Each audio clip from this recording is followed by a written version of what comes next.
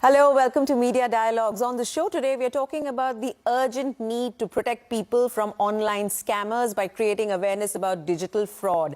Now, digital financial transactions have grown at a mind-boggling pace in India, and that's come at the cost of greater vulnerability to a spectrum of cyber attacks. So stakeholders in the ecosystem, from the banking regulator to the government of India, to individual banks, to fintech companies, to the police and big tech platforms, everyone's pulling out all stops to ensure cyber security. Google has just launched a multimedia awareness campaign as well as a slew of other initiatives to discuss how big the challenge is, how it keeps evolving, and why all stakeholders must collaborate to counter this threat. I'm talking today to Sapna Chadha. She's the Vice President of Marketing India and Southeast Asia at Google. She's joining us from Singapore. And Sunil Mehta, Chief Executive of the IBA, or the Indian Banks Association, from Mumbai. I'm going to start by welcoming both of you. And Sunil, first question to you. Why now? Why are we seeing so much effort, and I mentioned some of it, come into place at this point of time? What makes it so urgent in September 2022? Anuradha, you know, banking is a business of trust.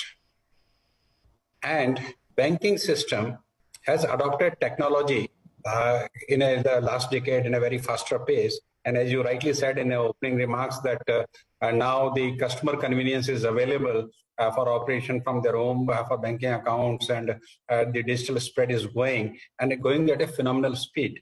So when there is a new technology and there is a speed, there are inherent risk into it.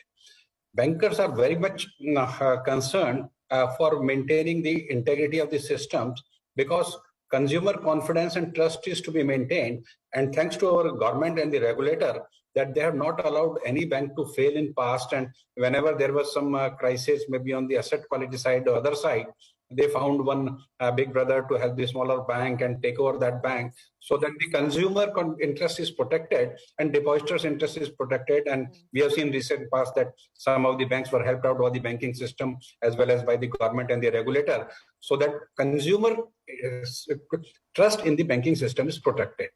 Now, if one cyber, like if somebody is due in a phishing attack, or somebody is just invited to click a link and then they lose the money, they shout at the top of a voice and everybody listens, and they think that the adoption of a banking technology, internet banking, may be a very risky proposition for them, and that may desist from the bank from coming on the digital platforms.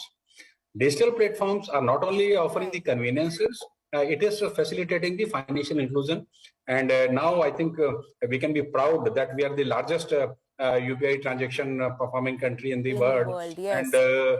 And the type of, say, the response available from the last mile vendors, like street vendors, accepting payment through QR codes, and people transacting because of the mobile applications, they can transfer the funds. Scenario has changed, so much. I mean, you just, QR codes, we're just using it with such ease these days. UPI, cardless payments. Let me get Sapna in here.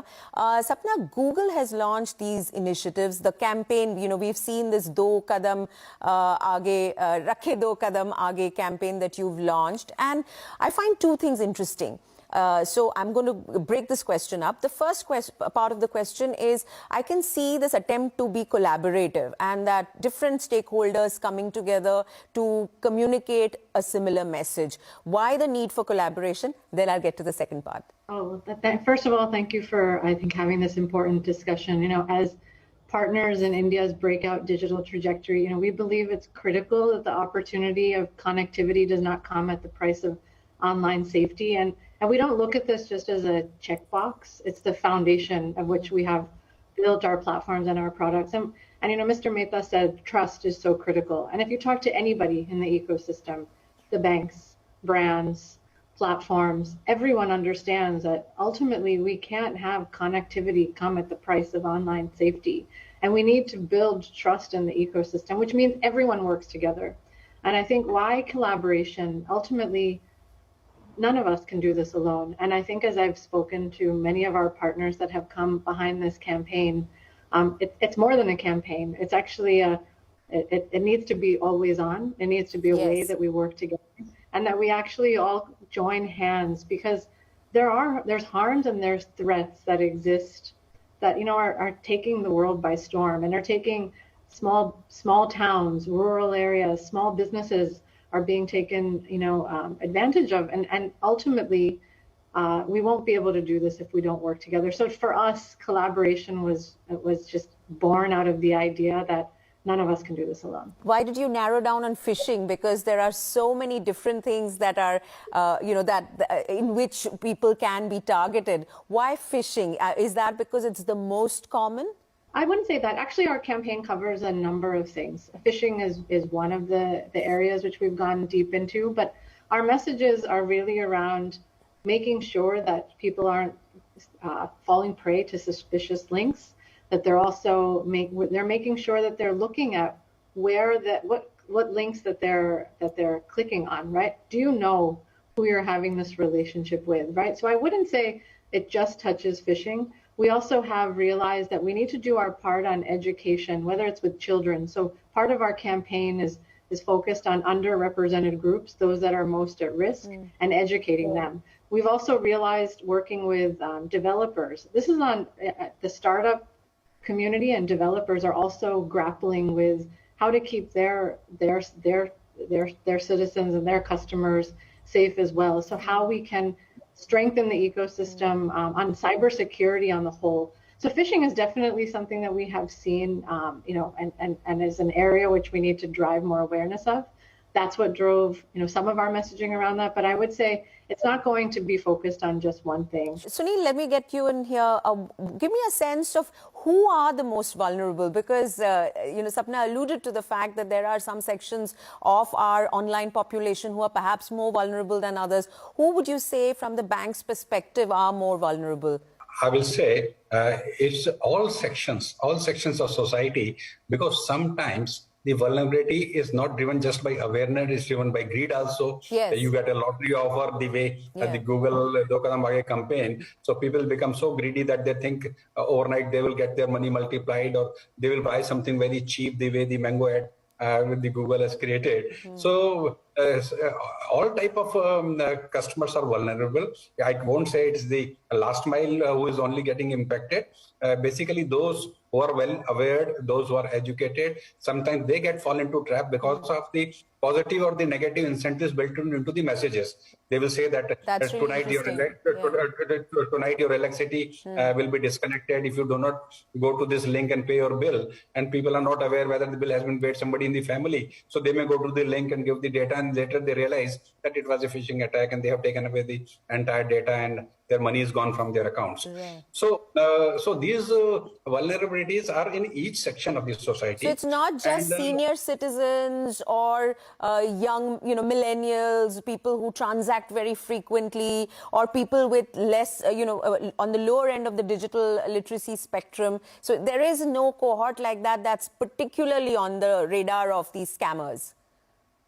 Rather, those who are more literate are more vulnerable, because they get more tempted to opt for the newer options, cheaper things, and awareness, because their awareness is more. So their vulnerability is also more, because they want to go for a better buying deal and all that. Sure. So it's not just specific to one segment.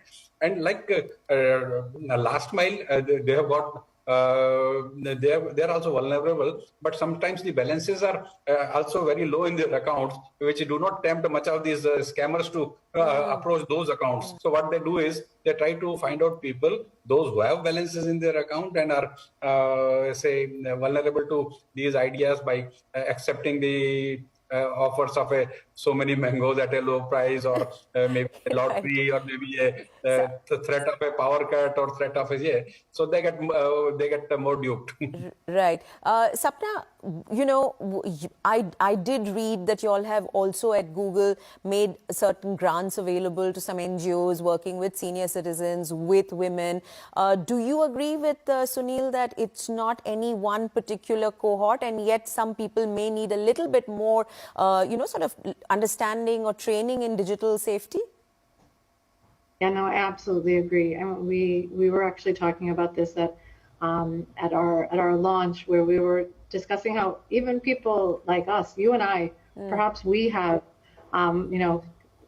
thought about clicking on something. I know certain groups' radars are up, but they're still susceptible, and other groups maybe might not be thinking about this, which is why we made grants, around $2 million from our Google.org to help high-risk groups. And that's the thing, they're higher risk, but everybody else is susceptible. But women, seniors, and other underrepresented groups like the LGBTQIA plus community is at risk. And I think when we think about safety, it does go beyond just financial fraud, in our opinion. Yes. There's numbers of cyberbullying, right? There are other issues that we need to be mindful of. And as at Google, that's why we're thinking about this more holistically. But when we look at the main issue on the ground today, as you mentioned, like we are seeing phishing is one of the largest. And that's why from a banking partnership standpoint, we said, let's work together on this one because we can all actively work on this. But the problem is much larger, and it's only going to get more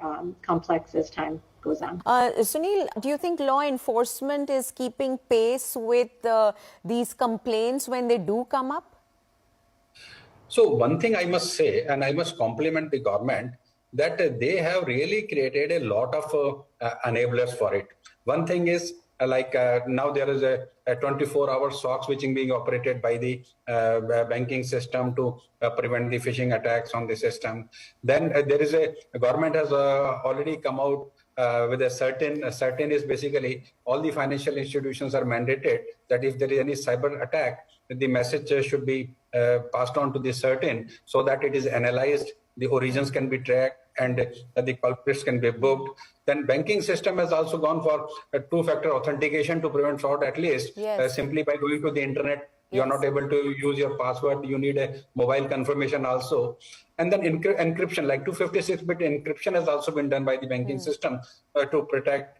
The captcha is also used so that bot-related or the robot-related. Yes. But Sunil, you mentioned the two-factor authentication, and I know when that was announced, like when some of those recurring online subscriptions were, stopped by the RBI, and you had to, sort of do it individually again. You have this two-factor OTP-based authentication.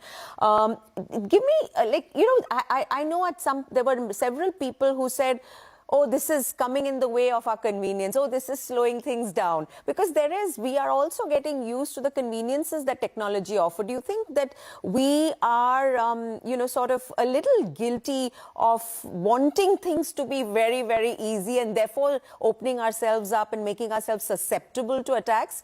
Same question to Sapna. Let Sunil quickly come in and then I'll get to you. So, in fact, that's a human tendency. Everybody wants convenience, but not convenience at the cost of safety. So, I think two-factor authentication, our country's vulnerability and awareness level really needs this sector, and we are way ahead of the Western countries. Like even in US, when you use your card, there is no second-factor authentication. I've been to US and I used the card and nobody asked me about an OTP. Yeah. But that way, I think our technologies like our India is now gaining a technological superiority on creating the cybersecurity framework, which is helping the people at preventing these vulnerabilities. So I can say the system is doing good and all the stakeholders are playing more, but it need to be more because culprits are always a step ahead of the regulators and the those who are trying to protect the systems. Right. Sapna, what do you make of people's reaction to all these layers of security that the financial system tries to put into place, and then the trade-off between being safe and being convenient? I think this is an evolving space. I think when initially some of this new language and new terminology came out and new friction points were met with resistance. But I think we see it in a response from our users when we ask them what they care about. Online safety, protection, these are now coming up more and more just in the last few years where they're asking for more. And so because awareness is going up, I think what we're seeing is there's more openness. So just as an example, the second factor authentication exists on financial services, but even at Google, we've now, because our users expect it, we've built in protection into our products. So for example, we were the first consumer technology company to offer second factor, and now we're the first to turn it on by default. So in our products like Gmail or Chrome browser, because people are transacting through Chrome and otherwise, right? So we actually have enrolled an additional 150 million accounts in 2SV, but it's reduced hijacking risk by 50%. And so there's a belief in this now that I see existing, and there's an expectation that users have for built-in protection, and they expect not just the banks, right, or not just the government. They expect companies like Google, and all brands to actually be thinking about how are you keeping these people. Does this become something that brands have to be companies have to be very conscious about when it comes to brand equity going forward, the security of customer data, the security of customer finances? Absolutely, right. I think this is non-negotiable. And when I talk to my peers, whether they're food delivery companies or brands that are e-commerce across the board, ultimately, this is impacting everyone. That's why, as we came together for this effort, it goes even beyond just the banks, right? It's actually around trust and safety across the board. And any marketer will tell you today that when we're looking at what is driving our usage, a product like Google Pay, it's only because of trust that exists in a company like Google that actually drives a willingness and a usage that we actually didn't, never expected to see the kind of take up that Mr. Mehta has talked about. But because there's trust, there's willingness to work with brands that are, again, taking that extra step and making sure that it's coming across as authentic, right? This isn't just about, we want to get you through the funnel as fast as possible.